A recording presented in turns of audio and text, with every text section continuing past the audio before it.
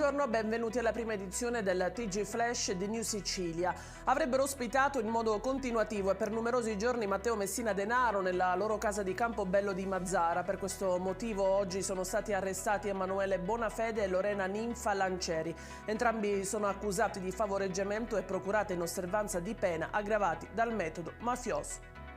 I giudici della Corte di Cassazione hanno confermato la condanna a 4 anni per Pietro Costa, un ex carabiniere di Palermo, accusato insieme ad un altro ex militare di aver violentato 2 studentesse statunitensi di 21 anni a Firenze nel settembre del 2017.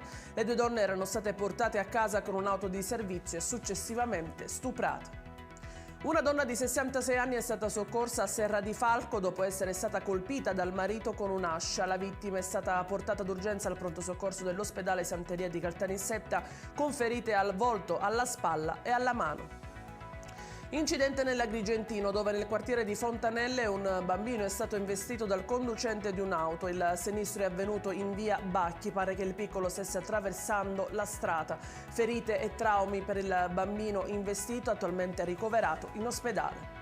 E in chiusura allo sport, domani sera alle 20:30 la Barbera contro il Modena. Il Palermo scenderà in campo senza il suo capitano e con il 3-5-2. Il Modena è posizionato in classifica alle spalle del Palermo, appena un punto sotto, e scenderà al Barbera per fare risultato.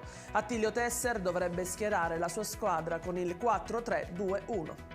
È tutto per questa edizione, nuovi aggiornamenti flash alle 12. A più tardi.